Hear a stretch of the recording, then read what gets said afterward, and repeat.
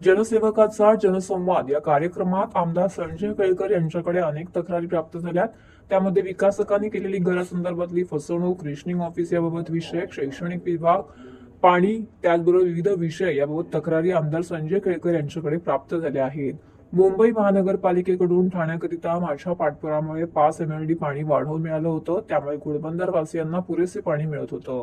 पण ते पाणी मुंबई महानगरपालिका बंद करणार असं समजताच मी तातडीने संबंधित अधिकाऱ्यांना पाणी बंद करू नये असं सांगितलं. असं असूनही त्यांना आश्वासित केलं असल्याचं आमदार संजय केळकर यांनी सांगितलंय. तसेच फसवणुकीच्या अनेक तक्रारी वाढल्या असून पोलीस स्टेशनला जाऊन बघितलं तर फसवणुकीचे प्रकार हे दिवसेंदिवस वाढत आहेत. आमच्या जनसंवादाच्या माध्यमातून शेकडो जणांना न्याय मिळवून दिला आहे असं देखील आमदार संजय केळकर यांनी सांगितलेलं आहे.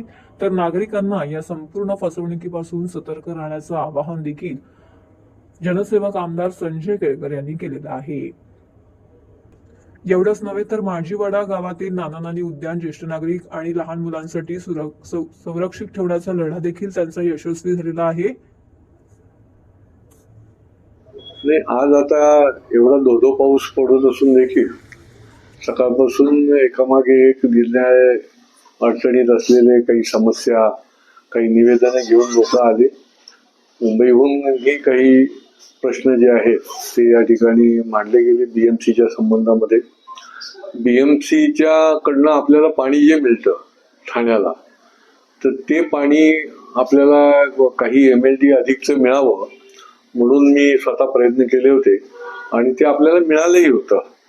जवळजवळ 5 MLD पाणी वाढवून मिळाल्यामुळे काही प्रमाणामध्ये घोडबंदरवासियांना आपण दिलासा दिला होता. परंतु आता पुन्हा त्यांनी ते पाणी बंद करण्याची नोटीस दिली होती. तर त्या अनुषंगाने माझं BMCच्या अतिरिक्त आयुक्तांशी पण लगेच बोलणं झालं, कारण आपल्या लोकांची विनंती होती की हे पाणी बंद होता कामा नये.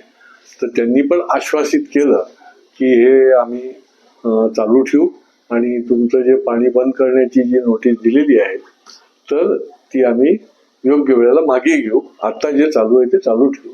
असेही काही सार्वजनिक लोकांच्या संबंधातलेही विषय अधिकारी पुढे आणतात आणि याच्यामध्ये लोक घरं बुक करतात, घराचाही पत्ता नसतो आणि पैसे देऊन बसलेले असतात. अशा प्रकारच्या केसेस आज पण आल्या. म्हणजे ही एक वेगळीच मोडस ऑपरेंडी सुरू झाली आहे की लोकांकडनं पैसे घ्यायचे आणि हे गरीब लोक आहेत बिचारे. म्हणजे ज्यांनी आता पैसे दिले त्याची मुलगी जी आहे ती बिचारी दिव्यांग आहे, त्याला स्वतःला इतकी गरिबी आहे तरी देखील त्या माणसाने 3 लाख रुपये दिले आणि अजून एक वीट दिसत नाहीये आणि पैसेही परत केले जात नाही. त्याला त्याच्या ऑफिसमध्येही उभं केलं जात नाही. तर त्याच्यामुळे आम्ही आता त्या विकासकाशी संपर्क केलेला आहे आणि येणाऱ्या काही दिवसामध्ये त्याला निश्चितपणे आम्ही न्याय देण्याचं काम करू. आपल्या इथे सध्या भरती प्रक्रियेचं आम्ही जसं प्रशिक्षण घेतलं परवा, तर फायलेरिया डिपार्टमेंटमध्ये जे कॉन्ट्रॅक्टर लोक आहेत ते देखील माझ्याकडे आले होते, कारण त्यांचंही अचानक काम बंद करून टाकलं. आता जी 5-5, 10-10, 20-20 वर्ष काम केलेली आहे त्यांनी जायचं कुठे? तर तोही विषय नोकरदारीच्या संबंधामध्ये या ठिकाणी लोक घेऊन आले होते. असे विविध विषय. याच्यातला महत्वाचा विषय अगदी सुरुवातीला मी आल्या माझ्याकडे जो आला, ही घोडबंदर वासीय जे आहेत जसं ट्रॅफिक जाममुळे त्रस्त आहेत तसं रुंदीकरण जे आहे, म्हणजे सर्व्हिस रोड मुख्य रस्त्यामध्ये घ्यायचा घाट घातला जातोय. त्याच्यासंबंधी बरंचसं आम्ही मुवमेंट सुरू केलेली आहे. त्याच्या संबंधातले MMRच्या बरोबर मिटिंग देखील घेतलेल्या आहेत.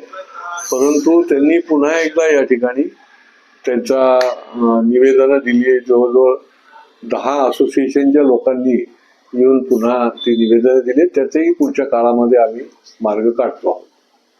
नागरिकांना मी वेळोवेळी आवाहन करतो.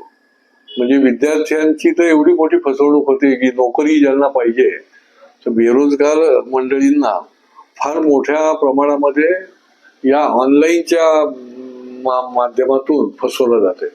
प्लेसमेंटचे ऑफिसेसचं पेव फुटलंय आमच्या इथे शहरामध्ये आणि लोक देशभरामधून इथे तरुण येत आहेत ऑनलाईन सगळ्या जाहिराती बघून आणि त्यांचे पैसे तिथे भरले जात आहेत.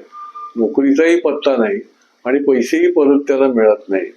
अशी शेकडो उदाहरणं झाली. ही एक फसवणूक आहे. विकासकाकडनं केली जाणारी फसवणूक आहे. अशा निरनिराळ्या इझी मनीच्या माध्यमातून तरुणांची किंवा गरजवंतांची त्यांना फसवणूक केली जाते.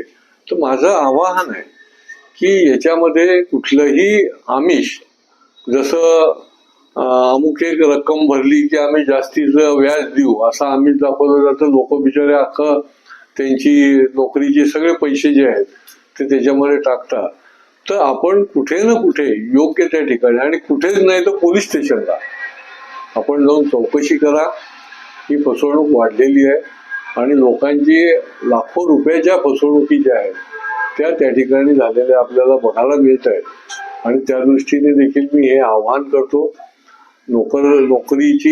नोकरी इच्छुक असलेले विद्यार्थी असतील, तरुण असतील, किंवा इन्व्हेस्ट करणारे आम नागरिक असतील, किंवा विकासकाकडे आपल्याला घरदार मिळण्याकरता घरकुलासाठी, तर त्याची पूर्ण चौकशी केल्याशिवाय खिशातले पैसे आपण भरू नका, अशी माझी हात जोडून तुम्हाला विनंती आहे. या ठिकाणी रोजचे असंख्य लोक जे आहेत या फसवणुकीचे बळी पडलेले इथे येत आहेत. आम्ही आमच्या परीने त्यांना न्याय देण्याचा प्रयत्न करतोय, पण मूळच फसवणूक होऊ नये म्हणून आपण देखील जागरूक राहा.